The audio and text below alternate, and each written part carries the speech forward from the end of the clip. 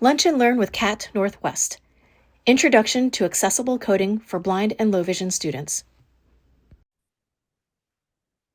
Okay, hi everybody, and welcome to today's Lunch and Learn with Riverside County Office of Education. Woo! Thank you.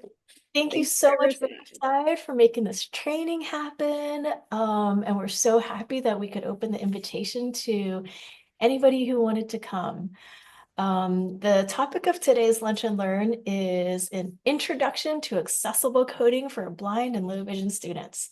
So my name is Dr. Ting Su, and I coordinate the Center for Assistive Technology Training. We're in the Northwest region, which means we cover the northwestern area of the United States, as well as California, Alaska, Hawaii, American Samoa, Guam, and the Northern Mariana Islands. And just want to give a quick shout out to Heather Barnett, a Techie TVI in the group. She just joined our training team this year. We're really excited to have her. So you might see her name and videos on our YouTube channel. And our trainer, Leslie Edmonds, is going to be presenting the training and the workshop today. So Leslie, take it away. So thanks everyone for being here. I'm going to try and share my screen as cool as I can. And can you guys see my slide on here okay? Accessible coding overview. Yes. Okay, perfect. I know that when I'm teaching classes that sometimes no one ever responds and 5 slides later. My slides were never up there. But thank you so much for being here. And I hope that this information is going to be helpful. I have a loaded slide deck for you today.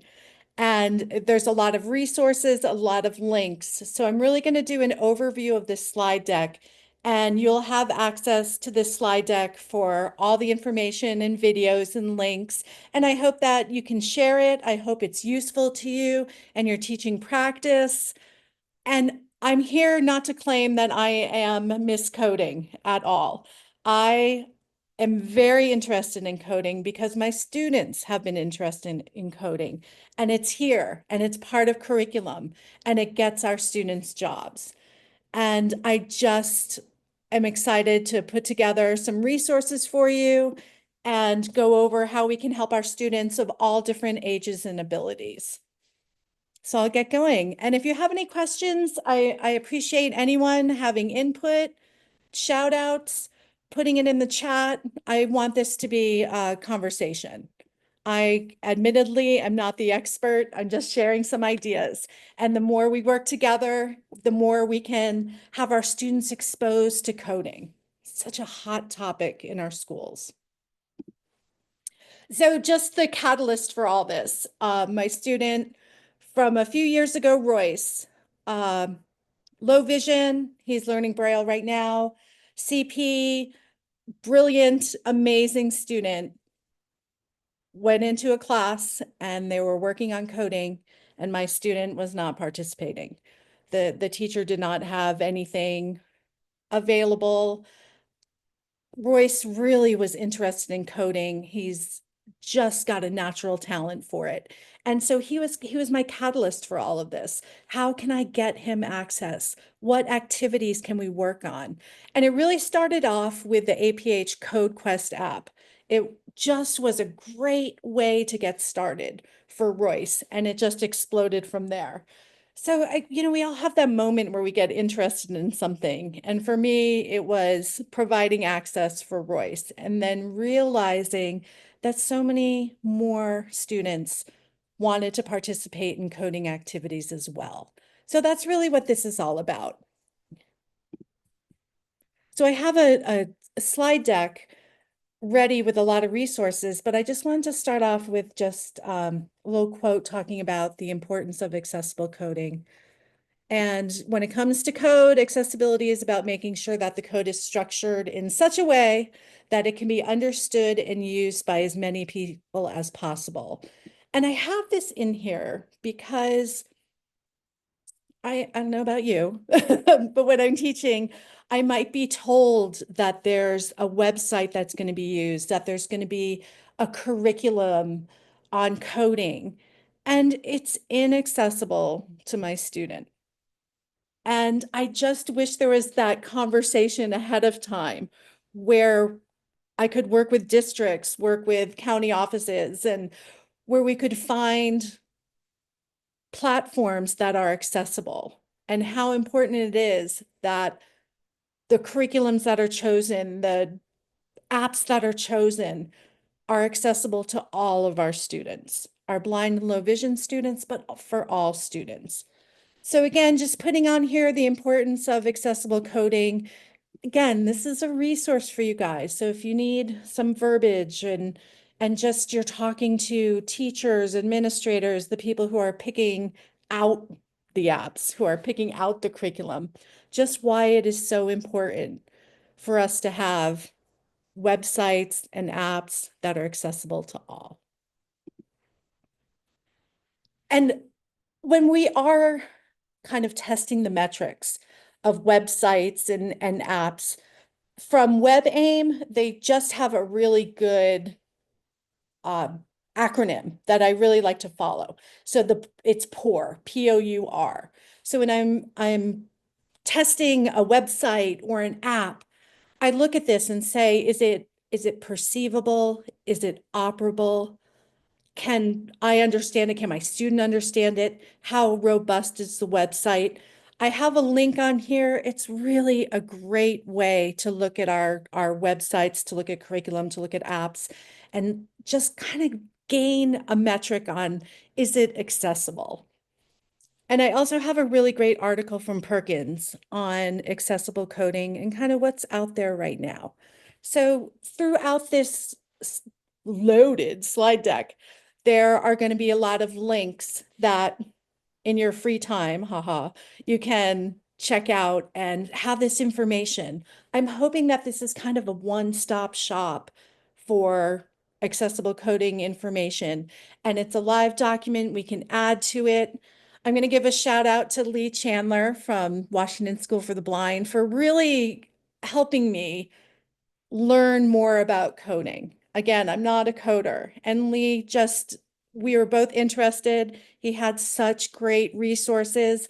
Lee, some of your stuff is on here, and I just am very thankful for sharing your knowledge with me to help me understand accessible coding as well. So I have this split up into different ages. So I'm going to provide some resources and ideas going from early learners to elementary school, middle school, and high school.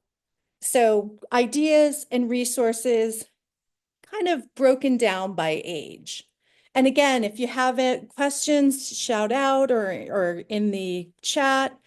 And again, you can come back to the videos, to the resources. I'm really just going to highlight them because this could be a full day training on everything I have in here. But I'm just going to highlight it and you guys can go back at your leisure. And I hope that you come out of this with ideas that you can use tomorrow, that you can use next week, that you can use next year with your students from all different ages and abilities.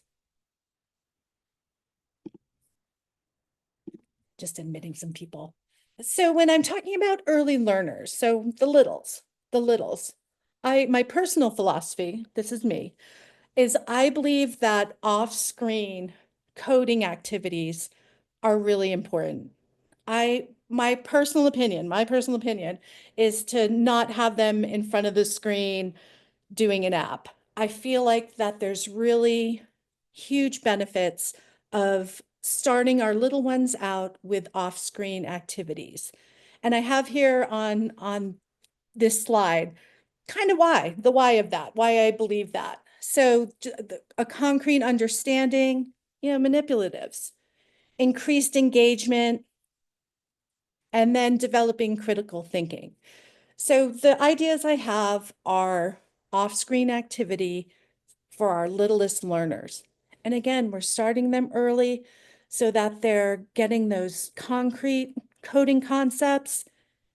And as they're moving through school, they have the basics and we can adapt materials for them.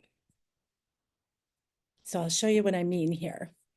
So some examples of off-screen activities, and believe me, I'm going into more detail on some of this. Robot instructions, coding with blocks, dance coding, one of my favorites, if-then games, and story sequencing cards. So just some ideas just to get things rolling. So there's some basic concepts in coding that we can teach our youngest learners. And I'm going to go through a few of these basic concepts. And just so you have the information on why the activities I'm showing you relate to coding. And we'll go through those now. And the first one I want to talk about, really easy concept, there's so many activities we can do, are on a grid pattern. And again, this slide will show you, just give you some ideas on how it relates to coding. And I have made a few videos here for you guys to see how you can show it to a teacher, some activities. So let me just play this here. It's not coming A out. grid pattern is similar to coding because it involves creating a structured, organized system with clearly defined boundaries and relationships between elements, just like how code is built with defined variables, functions, and logical flow within a structured framework, allowing for efficient organization and manipulation of information.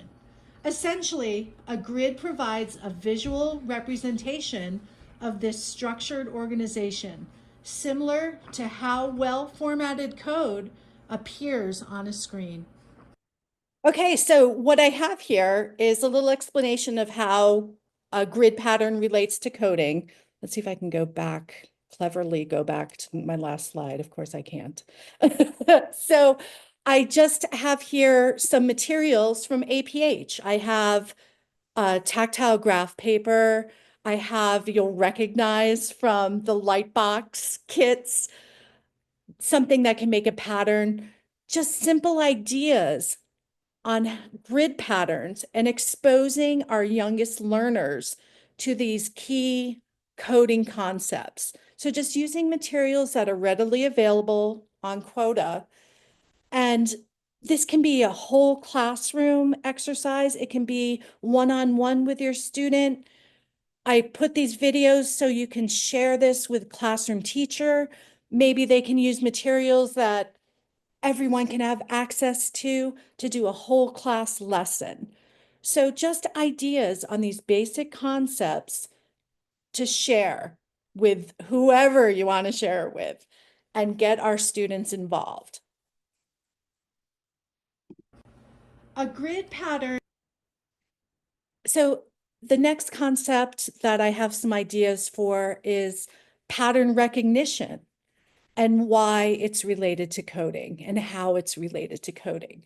So again, our youngest learners can get these basic concepts. So I have the slide here for the hows and the whys.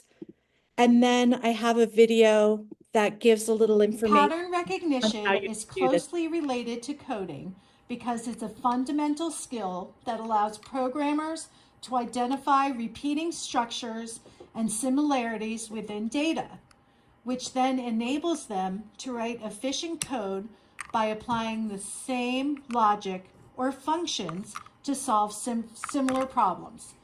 So all this is on here. I'm not going to spend the time going over the whole video, but just some concepts here. And I'm using an ice cube tray. You know, these are the materials that low cost, no cost, just things I've found around the classroom, found around my garage. I have a light box if if it's appropriate for your student to do this activity on a light box. Again, this can be whole class, this can be a small group, it can be one-on-one. You can share this video with teachers and say, hey, you know, here's a great idea for us to have some accessible concepts for the whole class where my student can be involved. And if any of you out there have some ideas, Pattern recognition.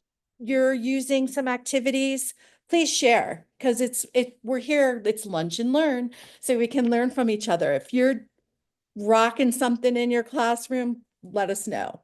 We want to share those ideas. So on the screen right now, I have a picture with the light box and the ice cube tray.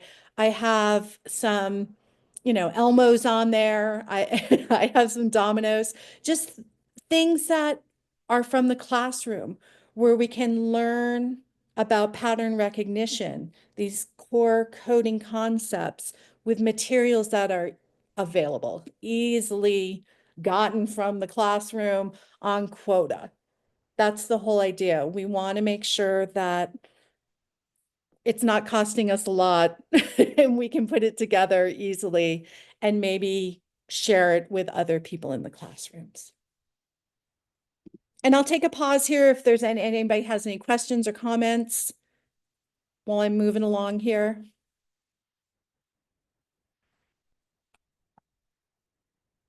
Okay, let's keep going on. So the next coding concept I wanted to talk about that we can share with our early learners, with our little ones, is sequencing. So another core concept of coding, sequencing, and some ideas on how we can use manipulatives and accessible items to teach about sequencing. So again, the slide deck, I have information Sequencing is that can be shared essentially with the core concept of coding, where instructions are executed in a specific order, one after the other, just like following a set of steps in a recipe or a guide, ensuring the program functions correctly by performing actions in a logical sequence. It's a fundamental building block of programming where each line of code is executed in the order it's written, similar to how you would follow a list of instructions step by step to complete a task. So I'll stop it here, and just what's on the screen again are items that are available. Another shout out to you, Lee, because you made these 3D printed arrows for me. So thank you for that. I was going to ask where we could find those, Leslie, because those are pretty nifty with, especially because the corners cut, to make sure it's the correct way. Very nice. Absolutely. So you can find that on the APH website under the CodeQuest app materials and also on our CATT resource page. And there, the 3D print files are available and free. And let me tell you, I use them for so many activities.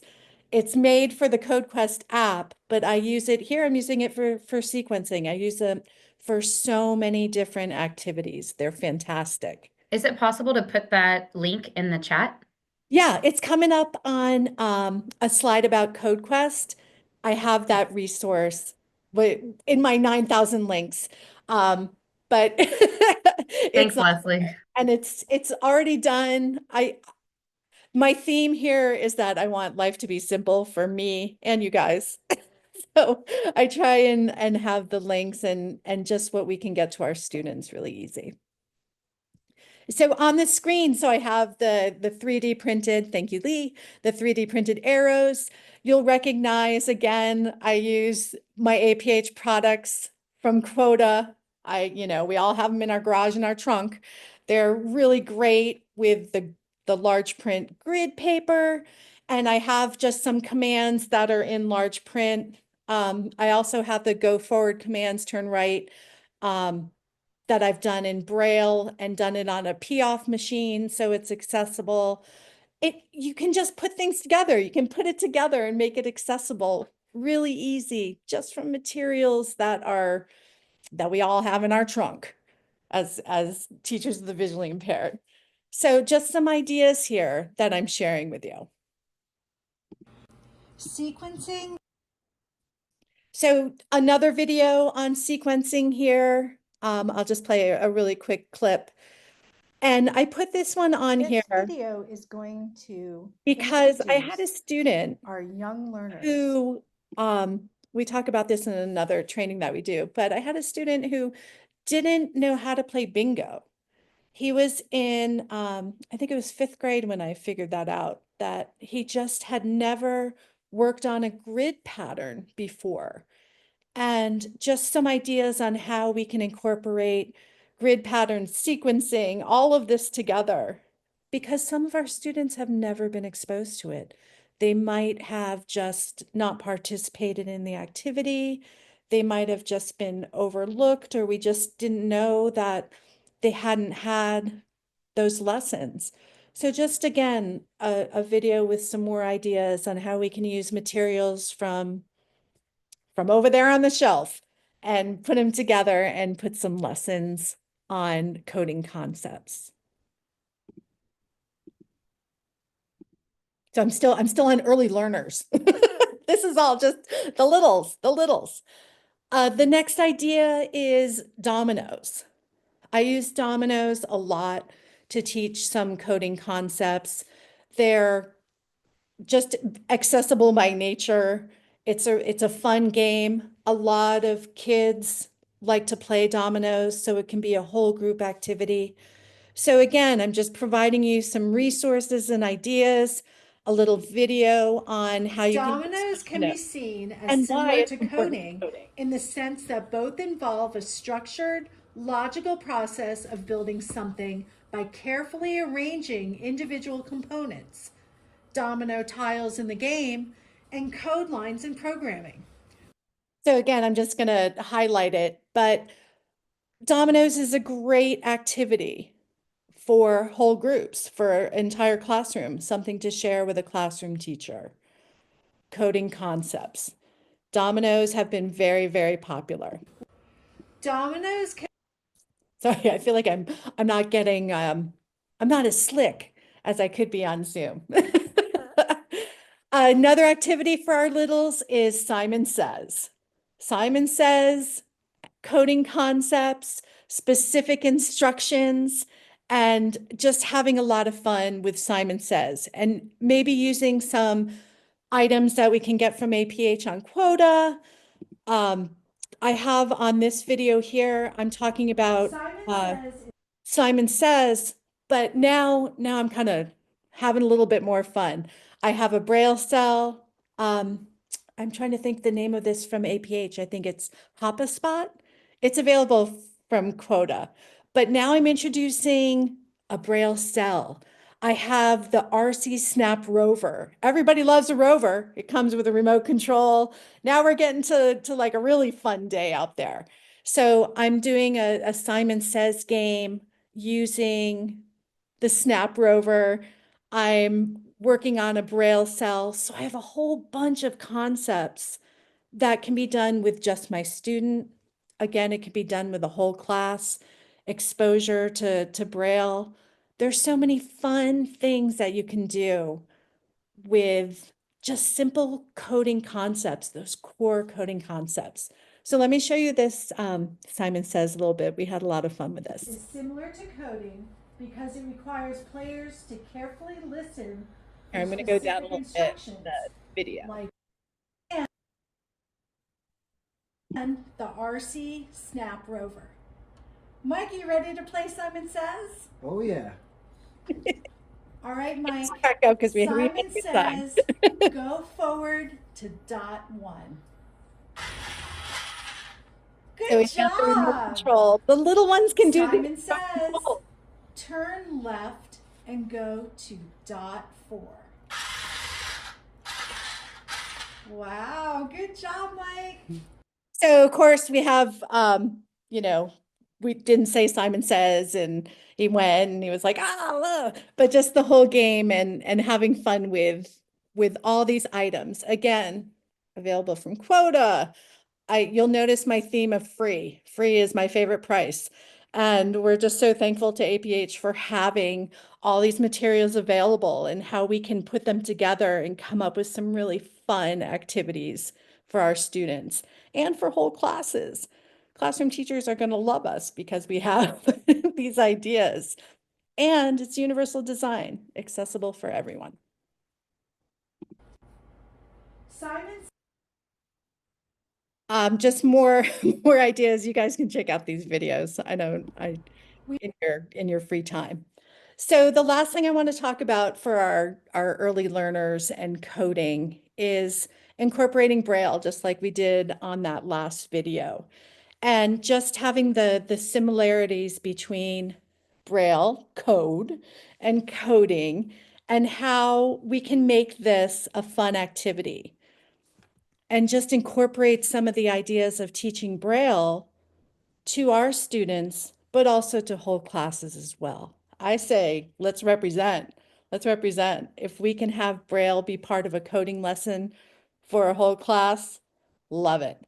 Love it. And for our students who are learning Braille, for our dual media learners, coding and Braille, it's just such a natural partnership and just having some fun with that. So in this slide deck, in my packed slide deck, I have some more videos with some ideas.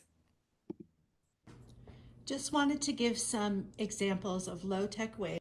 And I won't play this whole video, but this is literally a Sharpie and a piece of paper and some things I got from the shelf. Okay, low tech here. But this video has some ideas on how to teach some concepts using, again, low tech, low tech, low tech. Just wanted to give some.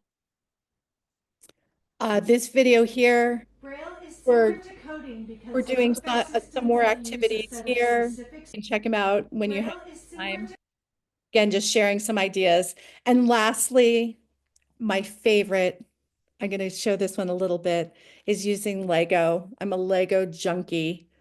I have a dual media learner, and we literally got yelled at in the hallway doing this activity because we were laughing so hard and having so much fun. I'm a loud teacher, but a lot of fun doing this Today only, the Lego activity. Girls. Lego characters help. Letter N. How are we doing, Lego girls? We're almost done. All right. We just need one ponytail. When you get to try to figure out axis for multiplication, Okay. Welcome, Lego girls, to the letter N. One good Dot 4 could use a little help over there. Dot 4 could use a little help. So I think for this letter. Okay, so I could watch this all day. But again, just we're using Braille, we're doing coding concepts. I have a dual media learner. We're using Lego girls. I mean, it's really fun.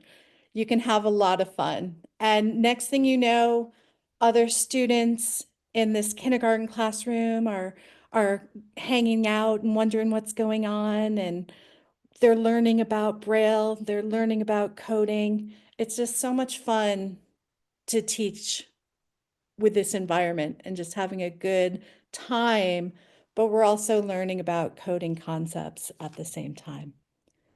So you can enjoy that video as well.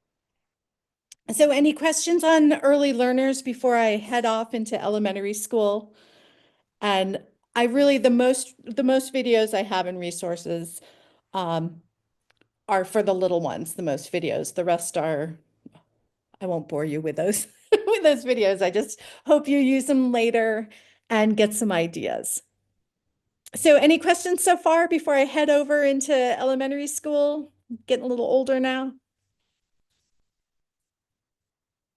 Okay, I'll keep going. I feel like it's the Leslie show. Chime in, chime in. So I am a huge fan of CodeQuest from APH. So again, my student Royce, this was his entrance into coding.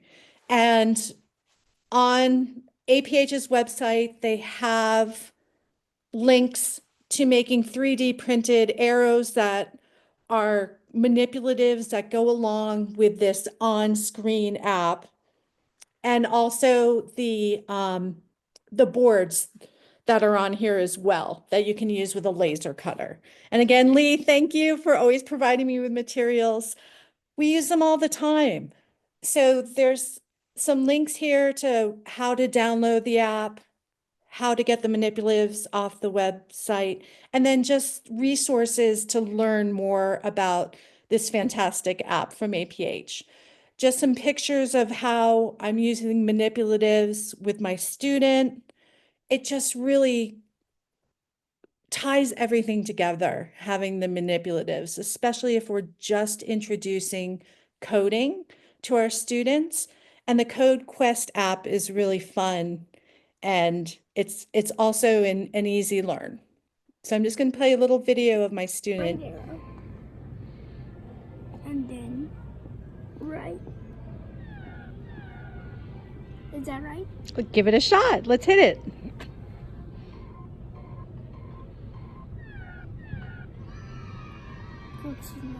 Right So just a great app from APH. And then My student using it on an iPad.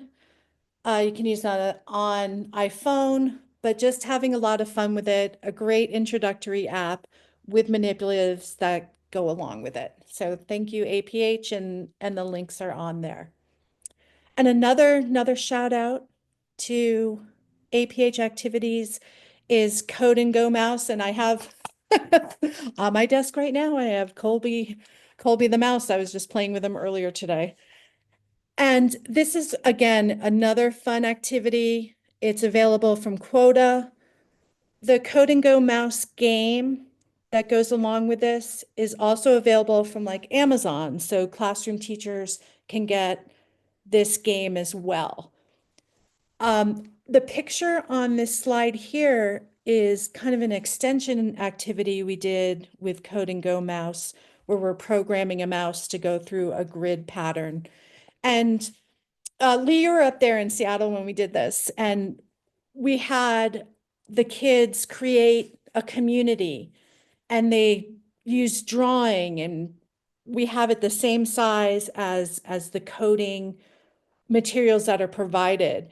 And the kids got together and they built what they thought should be in a community. They built a library and a skate park and a bank, and it was just a social activity.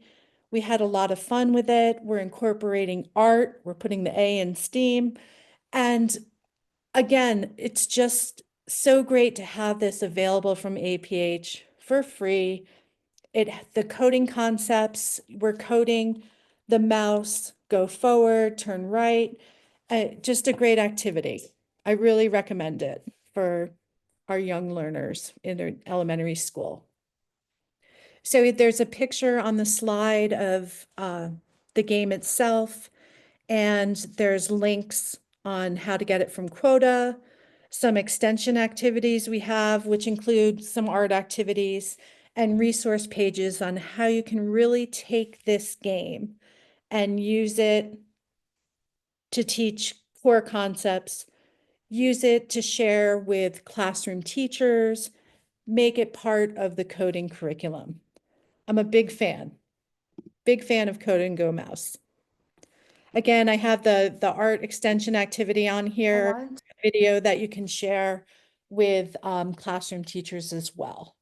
So a lot for our elementary learners from APH available on Quota.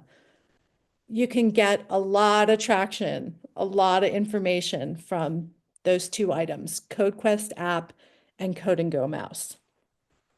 So again, I'll take a little pause if anyone has any questions or anything for elementary school learners.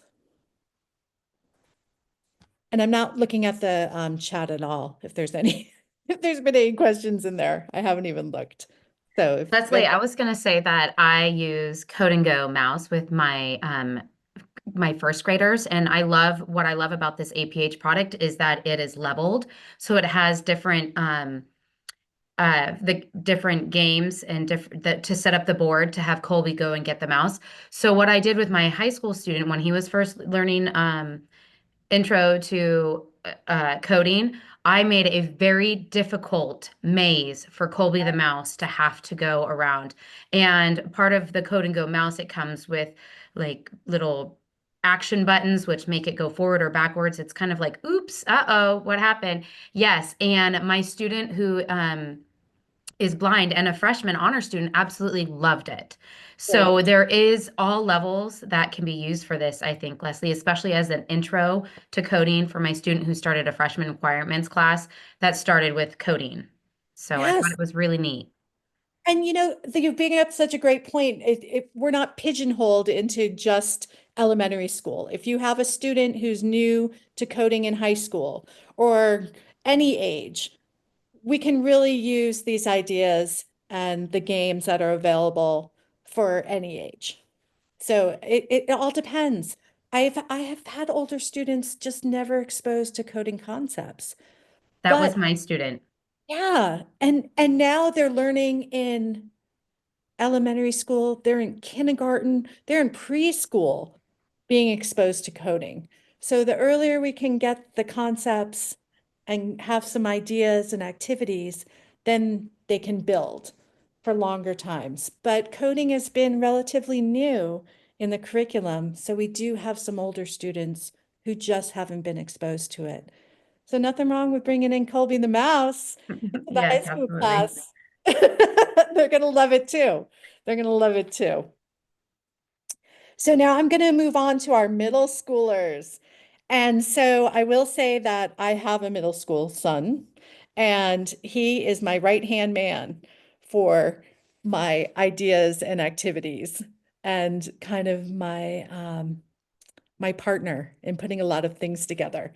And I do have a video that my son put together for this next activity, which is coding with Legos.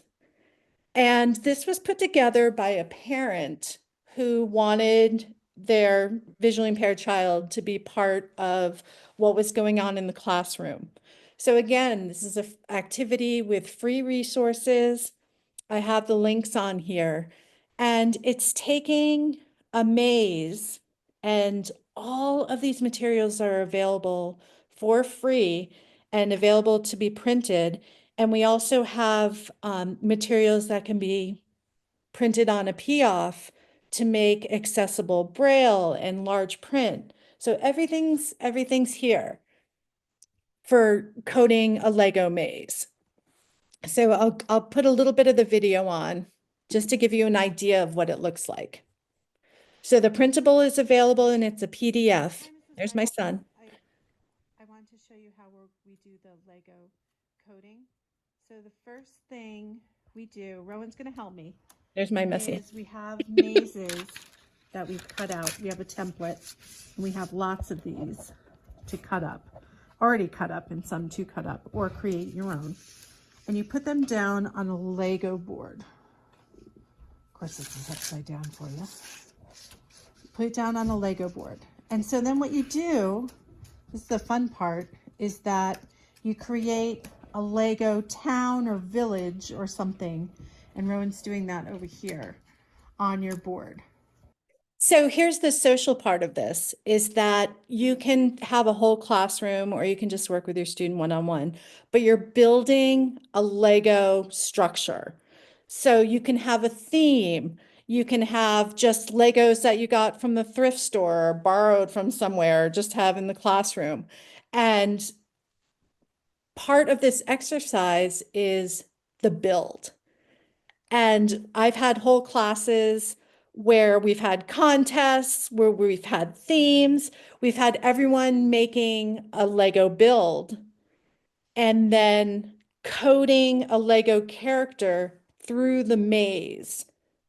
So go forward, turn left to get from the beginning of the maze to the end. And it's just been such a hit. It's such a hit. And I'm just so thankful for that parent that came up with it. So there's a video there, links to all the materials that you need. Again, everything's free, open source, and you can really have a fun time with it. Great for the middle schoolers, a lot of socialization. So the next topic I want to talk about for our middle schoolers are circuits. Circuits, again, we can get this from APH on Quota. I have some information on how circuits and coding go hand in hand, On here is a link to what's available from APH and what our students can do with the information that they get from these kits. Again, it's a lot of fun. It can be just a small group, but can also be for whole classrooms. I just have had a lot of success bringing these materials into a classroom where middle school kids get together, they're learning about circuitry, they're learning about coding, they're having a really good time socializing with each other. So available from APH, there's snap circuits, the rover, which I showed you that we put through on the Braille cell. That's just been a lot of fun too.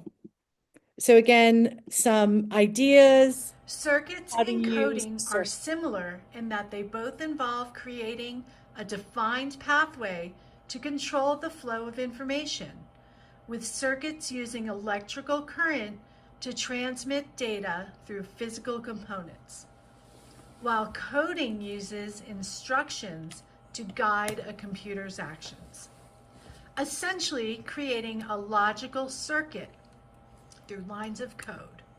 Both require careful design to achieve the desired outcome. And I have these little vignettes, these little videos on here because I want whoever you're sharing it with, or parents, community members, general education teachers, to see the relationship between these activities and the coding concepts. So sometimes it's just easier to have a video to share. And that's the reason for putting all these together. Just the whys and the hows. Again, some more ideas on how to use circuits. So we are going to demo The the RC we're RCs. going So through. we are going to demo. Watch these at your leisure. And the next activity for our middle schoolers I want to talk about, and this one's a little more advanced, again, available from APH, is Code Jumper. And I know that Lee Chandler has been really helping me with Code Jumper. We were at a conference and I had an aha moment with Code Jumper, thanks to Lee's help, and just how valuable it is to learn coding and to learn block coding. It's taking block coding, which is very popular in curriculum right now, but not very accessible. And it takes block coding and puts it in the hands of the students. So a little bit more complex, but a great activity from APH. And I have on the slide deck, I have a great overview from Dave Wilkinson, just fantastic on how to use Code Jumper, how our students can be exposed to block coding. And it's happening in middle school. They're learning about this in middle school, and just a great activity for them. So thanks to Dave Wilkinson for this great overview. And then just again, I have the link for Code Jumper and how to get it through APH, and also a resource page that we put together at CATT for some ideas, some podcasts, some videos on how to learn Code Jumper as a teacher and what we can share with our students to learn about block coding and accessible block coding. So all this is within the slide deck. Okay, I'm on high school, my last category. So before I get into high school, any questions, comments? Anyone want to chime in on what I'm sharing? Okay, keep going. I'll keep going for my lunch and learn. So there is an amazing resource, and it's Quorum. Quorum is, I'm just going to read off the slide here, programming language, evidence-based, and it's really, really geared towards our blind and low vision students. It's a programming language. There are manipulatives that are available to learn about Quorum. They have a fantastic website. It's highly supported. And it's for our more advanced learners, I say high school level, It's a really great way to learn coding, to learn about coding language, to really take it to the next step, to produce some more items, and just to have that exposure to the more advanced concepts. It's all online. They have, Lee, this is actually from you. It has the robot along with it. Lee, not to put you on the spot, do you have anything you want to add about Quorum and how amazing it is for our high school students? It is quite a step from Code Jumper Mhm. or the Code and Go mouse. Quorum is, I mean, you can develop apps or websites, or you can do the robotics. It does really well with creating accessible graphs. So if you go into like the data science curriculum that they offer for free, it's just yeah, it is a tremendous resource for accessible coding. Yep. It's definitely a step up, but we're so grateful for it. And then the next few slides are just some websites with accessible coding that I've had a lot of luck with high school students. HTML Dog, again, we have the link for it. Python is everywhere. Python is everywhere. And again, this is from you, Lee, and just some links on teaching Python. As someone who doesn't code, I didn't know anything about Python and was learning along with my student on how to do it. So now we're getting to a little more advanced, but resources if you have students at this level and you'll be working with them or you'll be pushing in a class, whatever the case may be, just some links and resources for you if you're getting to that level of a little bit more advanced coding. Again, from Thingsley, some mobile learning apps that are available, great for high school students and at their level. And I just want to do a shout out for those students who are actually thinking about careers in coding. I learned this at a Day of Code presentation. Freecodecamp.org has accessible content and free classes where you can get certifications in coding. And there are companies who are recognizing these certifications. I have them listed here, Microsoft, Spotify, Google. It's free. It's free. And our students can access the content on this website and possibly get some certifications that they can use to get jobs, to get jobs. So just an amazing resource, an amazing resource. And it was put together because there's so many jobs available that they want to have the certifications go all over the world so that they can get people certified to fill the positions. It's a hot topic. And something I just learned about today and was checking out, WSSB sent this out today, that there is from code.org, there is a class called Computer Science and AI Foundations, and there's some upcoming information about this class. So as a teacher of the visually impaired, they're going to provide you with the materials that are accessible, and you can teach your students, whole class, but have this information that you can share about computer science and AI foundations.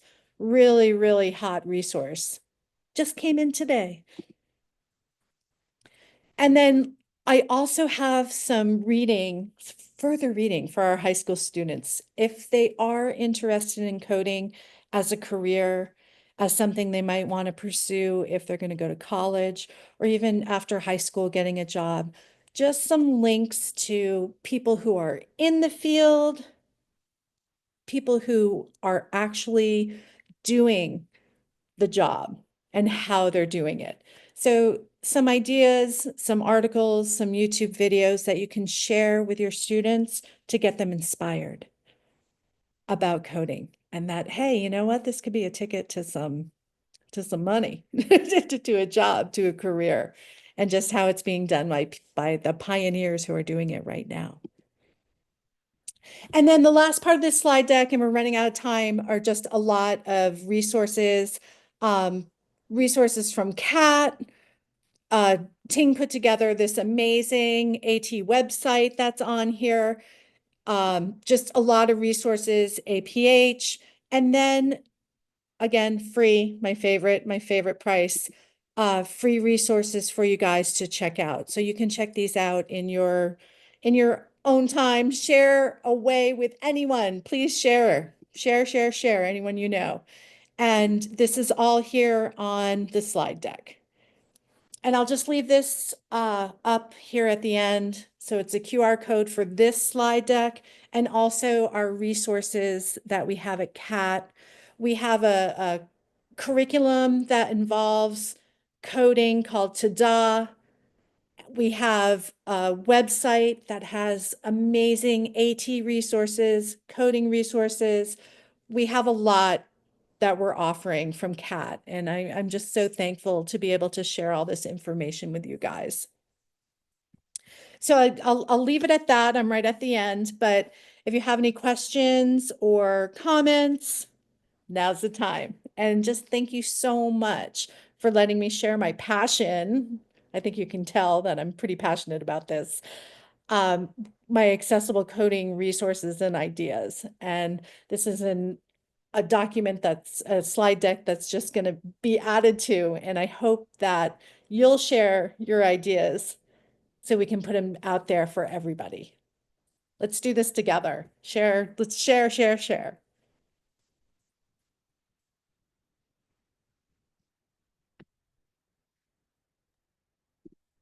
Hey, wowzers. Anybody There's a else lot. brain just exploding? That was so much information. It was amazing. I'm just looking for that. I'm going to put the bit.ly link into the chat one more time, just for anybody who needs to grab that again. For those of you watching the recording, all of the links from this presentation will also be in the description part of this video. So just want to thank Leslie for that amazing presentation. You guys, just again, we're from the CATT Northwest team. Yes, this is a little bit different from anybody who might have reached out to CATT last year, where you might have reached out to the CATT Southwest team. So on our CATT website, there are links where you can request technical assistance, you can request a loaner device. Leslie can do this half-day workshop. She could do a full-day workshop on accessible coding. She could do a more intensive training to meet any of your guys' training needs. So please reach out to us. And in the meantime, I hope you can enjoy our AT resources website and explore all the goodies that are there. Yeah. And I forgot to mention ACV REP credits. Yes, I put the link for that in the chat. We have 1 hour of ACV REP unit available for anybody who is attending here live. And it is only available for the live event. So that link is also in the chat. I'm going to stop the recording now in case anybody has any comments or questions they'd like to ask offline. CATT, Center for Assistive Technology Training Northwest. The CATT program is funded by a federal appropriation and works in partnership with the American Printing House for the Blind and Alabama Institute for the Deaf and Blind. Logos: APH, AIDB, and WSSB.